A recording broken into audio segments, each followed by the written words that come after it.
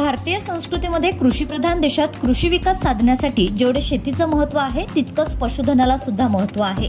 शेतकऱ्यांच्या खांद्याला खांदा लावून मातीत राबणाऱ्या बैलांच्या प्रामाणिकता व कष्टाचं ऋण फेडण्यासाठी पोळा हा सण साजरा करण्याचं महत्त्व आहे।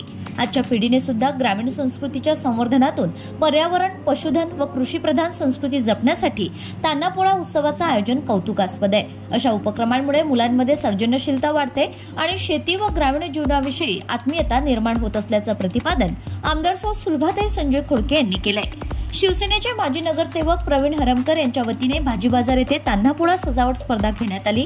त्याचबरोबर स्वामी विवेकानंद साधना व क्रीडा मंडळाच्या वतीने दरवर्षीप्रमाणे यावर्षी सुद्धा भव्य तान्हा पोळा सजावट स्पर्धेचं आयोजन Swami Vivekananda theme park Gupta cement डेपोजवळ कठोरा नाका अमरावती येथे करण्यात आलं।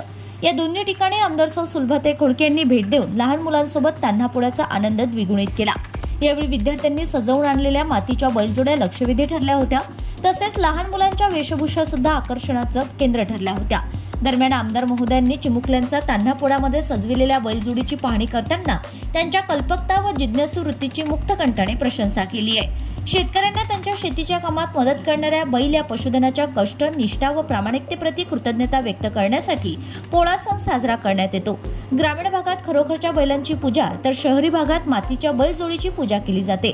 मात्र आज बदलत्या जीवनशैलीत असे पारंपरिक सण व उत्सवापासून मानव दूर जातोय, याचे जतन करायचं असून सर्वांनीच यात समरस होऊन आजच्या पिढीला सण उत्सवाचं महत्त्व पटवून देणं गरजेचं आहे।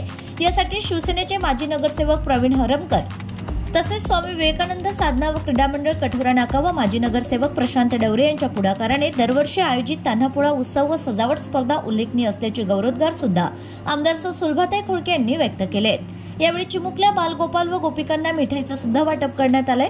तसेच स्पर्धेच्या निकालानंतर प्रावीण्य क्रमांक मिळविणाऱ्या स्पर्धकांना मान्यवरांच्या हस्ते बक्षीस देऊन प्रोत्साहित करण्यात आलंय। कार्यक्रमाला महिलांची लाक्षणिक उपस्थिती दिसून आली, तसेच अबालवृद्धांसमवेत स्थानिक नागरिकांनी सुद्धा तान्हा पोळ्याचा आनंद लुटला। यावेळी प्रचंड आनंदाचे व उत्साहाचं वातावरण दिसून आल्याने सर्वच प्रफुल्लित झाले होते। यावेळी आमदार सुलभाताई खोडके यांच्या समवेत यश खोडके यांच्यासह ज्येष्ठ नागरिक, महिला भगिनी व युवक युवती प्रामुख्याने उपस्थित होते। Bureau report, RCN news.